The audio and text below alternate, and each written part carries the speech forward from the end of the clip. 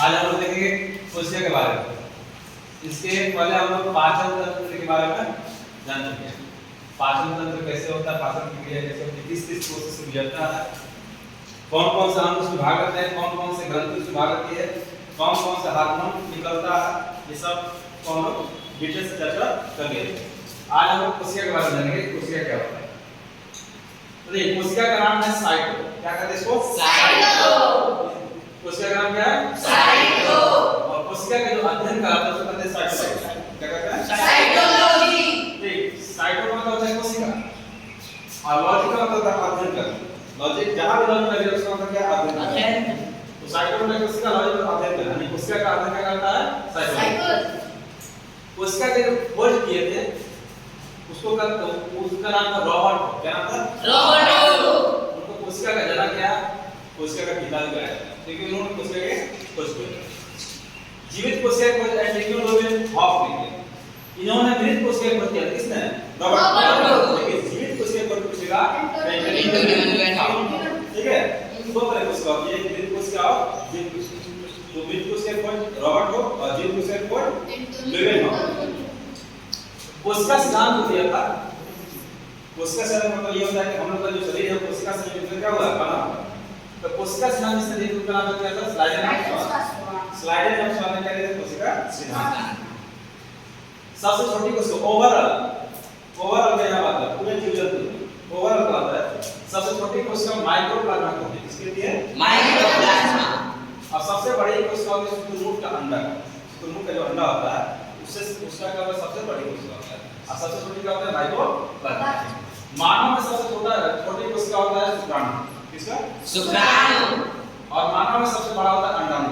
ठीक है, मानव में सबसे लंबी जो कोशिका होती है न्यूरॉन की होती है। न्यूरॉन जो ब्रेन का है, न्यूरॉन ये इसमें कोई विभाजन नहीं होता।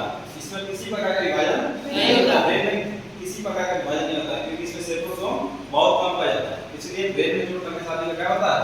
मौत। सबसे तेज कोशिका बनता है लीवर में। सबसे तेज कोशिका बनता है लीवर।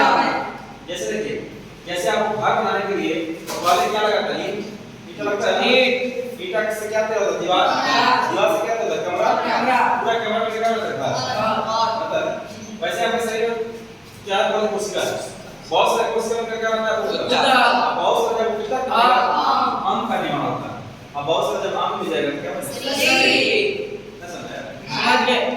उसके बाद आपका कोशिका का पहला पार्ट उसका नाम है कोशिका झिल्ली। कोशिका झिल्ली का मतलब होता है कोशिका के बाहरी का। कोशिका के बाहरी ये कोशिका के बाहरी परत होता है और ये पादप और दंश में दोनों पाया जाता है। मतलब पेड़ पौधा के साथ साथ जीव जंतु में भी पाया जाता है। ये प्रोटीन का बनता है। किससे बनता है? प्रोटीन। कोशिका के जो सभी अंग होते हैं इसी झिल्ली के अंदर क्या होता है? इस तरह कोशिका के जो भी अंग रहेंगे इसी झिल्ली के अंदर क्या रहेंगे? बंद। ठीक है, दूसरा का कोशिका भित्ति। कोशिका भित्ति आपको पाया जाता है प्लांट में। किसमें पाया जाता है? प्लांट। किसमें पाया जाएगा? प्लांट। ये जंतु कोशिका में नहीं पाया जाता। कोशिका झिल्ली जो होता है सेलुलोज का बनता है। किसका बनता है? सेलुलोज का। कोशिका झिल्ली प्लांट को सुरक्षा तथा आकार देकर प्रदान करता है। जो पेड़ पौधे के बाहरी छाल होता है, बाहरी परत कठोर होता है। क्या होता है? तो क्या होता है? कोशिका झिल्ली होता है। क्या होता है? कोशिका बहुत कठोर होता है और पेड़ पौधा क्या करता है? आकार देने में मदद करता है। उसके बाद तीसरा है माइटोकॉन्ड्रिया। माइटोकॉन्ड्रिया हम सूत्र कणिका भी कहते हैं। इसी को अल्टमैन कहते हैं। किसके कहता है? अल्टमैन। माइटोकॉन्ड्रिया में आपका क्रेस चक्र चलता है। क्या चलता है? क्रेस चक्र। मतलब यहाँ भी एक श्वसन की प्रक्रिया चलता है। हम लोग सांस लेते हैं तो ऑक्सीजन लेते हैं, ऑक्सीजन मतलब ऑक्सीजन लेते हैं, बाकी गैस क्या करते हैं? छोड़ देते हैं। होता है ना? तो ऑक्सीजन कहाँ जाता है? कोशिका के पास। अब कोशिका में किसके पास? माइटोकॉन्ड्रिया के पास। क्योंकि माइटोकॉन्ड्रिया वहां क्या करता है? क्रेस चक्र चलाता है। वही ऊर्जा का क्या करता है? निर्माण करता है। क्रेस चक्र में 38 एटीपी का निर्माण होता है और 38 एटीपी मिलकर एक ग्लूकोज बनाते हैं। क्या बनता है? एक ग्लूकोज। और एक ग्लूकोज का मतलब होता है ऊर्जा। ग्लूकोज से हम क्या बनता है? ऊर्जा। जो माइटोकॉन्ड्रिया की आंतरिक दीवार होता है उसको हम क्या कहते हैं? क्रिस्टी कहते हैं। क्या कहते हैं? क्रिस्टी। चौथा का गोल्जी बॉडी। गोल्जी बॉडी के में केंद्र केमिकल गोल्जी ने किया था इसको। किसका? Golgi body. गोल्जी बॉडी का खोज किसने किया था? Camillo Golgi. इसका काम है शरीर में ऊर्जा का परिवहन करना। जैसे ऊर्जा, इसका काम क्या है? ऊर्जा का निर्माण करना। तो उस ऊर्जा का निर्माण करेगा तो उसका आदान प्रदान होना जरूरी है ना। शरीर में जब सभी जगह जाना जरूरी है तो उसको ढोने का काम कौन करेगा? Golgi body. ठीक है। उसके बाद पांचवा आपका है रसधानी। ये क्या करता है? जल को स्टोर करने का काम करता है। कोशिका में जल को स्टोर कौन करता है? रसधानी। ठीक है। उसके बाद छवा आपका आता है सेंट्रोसोम। सेंट्रोसोम का कोशिका किसने किया था? ओवरी ने। किसने किया था? ओवरी। इसका काम है कोशिका का विभाजन करना, पुनर्निर्माण। पुनर्निर्माण का प्रोसेस कौन चलाता है? सेंट्रोसोम। सेंट्रोसोम क्या करता है? कोशिका विभाजन करता है। जैसे आपके शरीर में कहीं टूट कर जाता है या कट जाता है तो आप उसके विभाजन करने काम कौन करता है? सेंट्रोसोम।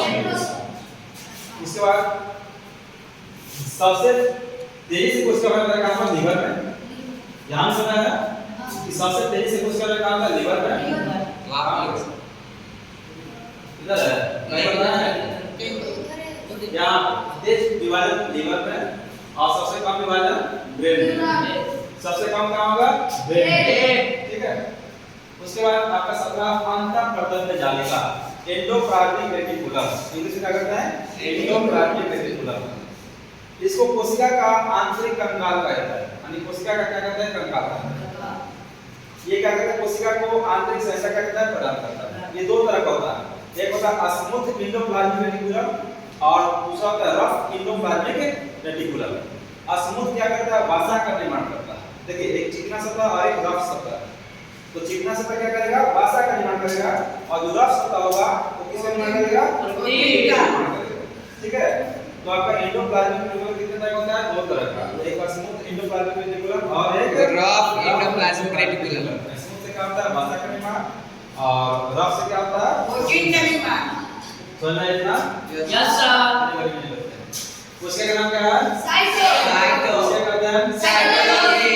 खोज फिर उसका सबसे छोटी उसका सबसे बड़ी मानव सबसे छोटा सबसे बड़ा सबसे लंबा विभाजन है और सबसे तेजी से विभाजन कोशिका झिल्ली किससे पाया जाएगा? कोशिका झिल्ली किससे बनाता है? कोशिका के सभी अंग किसके अंदर रहते हैं? अब दूसरा कोशिका भित्ति। कोशिका भित्ति किसका बनाता है? सेलुलोज का। और ये किससे पाया जाएगा? माइटोकॉन्ड्रिया को किसने किया था? माइटोकॉन्ड्रिया कितने एटीपी का निर्माण करता है? इसका काम क्या है? माइटोकॉन्ड्रिया का आंतरिक दिया क्या करता है? गोल्जी बॉडी खोज किसने किया था?